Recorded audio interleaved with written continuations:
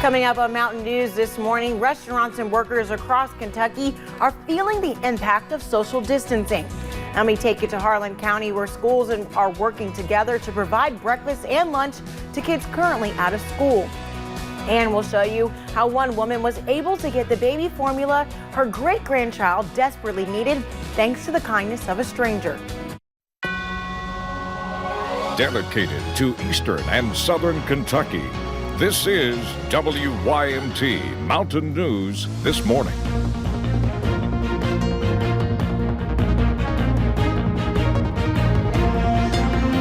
The time is now 6:33 and I'm Lacey Roberts. Thank you for joining us for Mountain News This Morning. Those temperatures outside to me felt a little bit better, but let's go over to Brandon Robinson. I know you've been talking about this all morning, and the word for today, fog. So people need to be careful when they're driving out there this morning. Absolutely. And it was fine when I came in. I was getting here about 4 o'clock this morning, and then it really started to thicken up in the last couple of hours. Let's take a look and see what's going on with cloud cover first. Seeing a little green trying to develop out there to the west this morning. Let me take you out to a state view. I'm just kind of curious to see if there's anything actively going out there this morning. Yeah, a few showers out near St. Louis. We're going to continue to watch that as we travel through today, but the bulk of the rain doesn't come until this afternoon, this evening. Fog is the name of the game, as Lacey mentioned there. Several spots below that 5-mile threshold, so be careful that there is a dense fog advisory until 10 for Lee and Wise counties in Virginia and Claiborne and Campbell counties in East Tennessee. Temperatures 40s and 50s, so not too bad this morning. Not heavy coat weather, but light jacket weather for sure as we get closer to spring. Your weather app forecast, you can download that for free in the app stores. Cloudy skies for much of the day, maybe a peak or two of sunshine early here and there, and then we pick up showers and storms later as we get close to 70 later this afternoon. We'll have the rest of that forecast coming up here in just a little bit. Lacey? Thank you, Brandon. And in the midst of all the bad things that are happening since the COVID-19 outbreak, this is something good. It may be harder to find any certain daily necessities, and this became true for one woman in Laurel County when she could not find the right baby formula for her great-grandchild. WYMT's Katie Cook explains what happened next. Lily Turner is a member of this church. Well, Sister Murray, she's the great-grandmother of the baby we were trying to find the formula for, and she was running late coming to church. Knowing something was out of the norm, she was kind of frantic because the baby was completely out and she couldn't find it anywhere. She'd been Corbin, London, Manchester. She took to Facebook asking for help, and little did she know that help would come from a stranger nearly 50 miles away in Leslie County. I just hopped on Facebook really fast, and the first thing I saw was Lily's post. And for Becky Smith, it was a little more personal. As I was reading it, I noticed that the formula was Nutramigen, which my daughter, my youngest one, was on that. So immediately I was like, oh my goodness, this kid has a cow's milk allergy. And I thought, well, I'm going in Walmart. I'll just see if there's any in there. Thankfully, there was. She reached out to Lily on Facebook, and by the end of the night, they were able to meet up and get the baby fed. You never know, it's maybe a start of a good friendship, and somewhere down the road we may need each other again. So, Yeah. you know, and but you know, God does all things for a reason, and he brings people together for a reason. Just one example of how we can be there for each other during this uncertain time. In Manchester, Katie Cook, WYMT Mountain News. Governor Andy Beshear encourages to only buy what you need at the grocery stores. Buying in bulk can leave someone else without the supplies that they need. Several grocery stores and retail chains are adjusting their hours of operation due to concerns about the coronavirus. Food City is one of them in our region. Food City's new store hours are 7 a.m. through 10 p.m. daily. They invite adults 65 years of age and older, along with other at-risk customers, to come in between 7 a.m. and 8 a.m. to avoid those busier shopping periods. And the city of Corbin is helping business owners pay their employees while they're limited to how many people that they can serve. The dine-in restaurants have now converted to carry out only downtown. Because of this, Mayor Susie Rasmus announced Monday night that the alcohol restaurant tax and the transit tax have been suspended in the city of Corbin, all in hopes of giving a little relief. It gives them a little bit of wiggle room where maybe they can pay their employees a little bit longer. So we just, you know, we're all wanting to stick together and do what we can to get through this. There will be a news conference on Friday with several city and county officials around Corbin to answer any questions or concerns surrounding COVID-19. Yesterday was the first full day of no restaurant dine-in service. While there's still drive-through to go and delivery, many businesses across the state are having to change the way that they do things. One of those is Heritage Kitchen in Whitesburg. To-go was already a part of their daily business, but making it the center point is going to take some time. It's a drastic change. We are a sit-down restaurant, and so trying to evolve into something that we aren't normally has been a challenge. Now, despite those challenges, they are asking customers to see them today, tomorrow, and beyond as they continue to move forward during these uncertain times. Heritage Kitchen is working to get their online ordering back up and running to help in this time of change.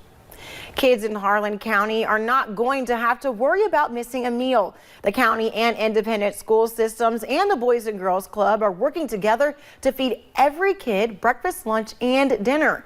Unlike the schools, though, the club only has one bus to carry the food on. Churches and other volunteers picked up that slack, bringing in their own cars and church buses to help travel the routes that need food. Hundreds upon hundreds of boxes were filled with meals. Kendra Calhoun, the director of operations for both the Boys and Girls Club in Harlan and Barberville, says she and the kids serves families.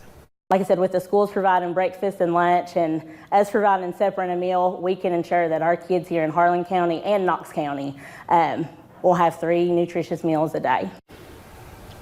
On top of just that, people coming in to volunteer, they've also had a handful of organizations donate supplies to help feed those kids. The Boys and Girls Club in Barberville is also offering meals as well. We have more information on how to get in contact with those various clubs on our website. And as concerns about the economic impact of COVID-19 grow, several organizations are working to make sure people across the region are taken care of. WYMT's Buddy Forbes talked with the director at the East Kentucky Dream Center, who says the center hopes to offer meals and encouragement in the days ahead. The East Kentucky Dream Center serves hundreds of people a couple of days each week. With all of the chaos that's going on in Eastern Kentucky, people are going to need meals. They're going to need more than just a free meal on Wednesday and Friday. As coronavirus preparations leave students out of school, that mission is expanding. There's a lot of children that depend on a breakfast and lunch dinner within the school system. So we decided the community needs us, and if that's what we're going to be here for, is to help our community, now's the time that we need to step up. But it is not only for the students. Many people are out of work, finding themselves at an economic disadvantage in one way or another. Adults, children, anybody that needs a free meal, they can come in. There's no stipulations, there's no questions asked. Just come on in and fill your belly. With sandwiches on Tuesday and Thursday and hot meals on Wednesday and Friday, the center hopes to help ease some of that burden. Its dining area will not be open, but food will still be available. We're doing things a little different. We're kind of following restaurant criteria. We're following the health department rules, and we're just going to hand meals out. Just like a drive-through or carry-out, we're just handing meals out the door. Executive Director Rachel Campbell-Dotson says it is not really about serving food. We just really want to let people know that we're here. We want to try to combat the fear, try to cancel out the fear, and let them know it'll be okay. It is about silencing fears. In Pike County, Buddy Forbes, WYMT Mountain News. Those meals will be available Tuesday through Friday for the next few weeks. Food donations are currently being accepted at the Dream Center to help in this mission. Officials announced yesterday that the Hillbilly Days 2020 festival is canceled or postponed amid concerns of the virus. The festival usually draws tens of thousands of people to Pike County in the middle of April every year. Jordan Gibson with the Southeast Kentucky Chamber of Commerce says this is a precautionary measure. So we're looking at the health and the safety of the citizens of the community. We don't want to do anything to help spread the disease and looking to help protect everybody.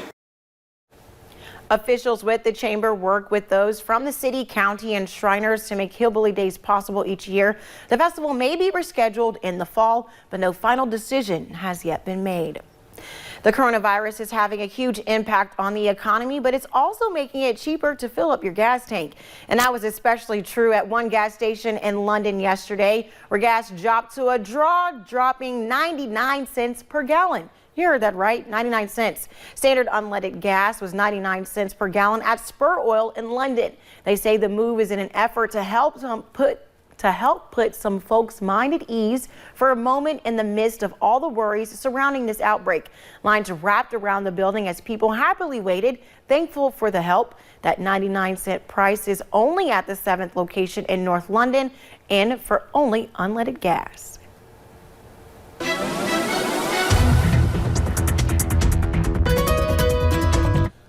Saw my way to work this morning, one of the gas stations on my drive in Letcher County, $1.99 a gallon. So it's continuing to drop this morning in Pikeville. From the Pikeville Medical Center camera, we are seeing again not a whole lot of fog over there just yet, but not too far away there in parts of southwest Virginia. You're seeing very dense fog. Let's take a look at those visibility numbers this morning. And even Pikeville down to 3 miles at the sensor there at the airport, Pikeville, Pike County Airport. So maybe just a little bit north of town there, seeing a little bit less visibility. But Wise, Hazard, Jackson, Somerset, all less than 1 mile of visibility this morning. Temperatures not too bad, 40s and 50s as you head out the door, similar to yesterday. Speaking out the door, your out the door forecast features mainly cloudy skies this morning. Some peaks of sunshine possible. Don't get your hopes up too much on that. And temperatures soar towards 70 degrees later this afternoon with scattered showers and storms coming late. Lacey? Thank you, Brandon. And thank you for joining us on Mountain News this morning. Here's a look at what's ahead. We told you earlier this week that the Kentucky Derby is being rescheduled due to the outbreak of COVID-19. Now we know when it has been moved to. We'll have that just ahead.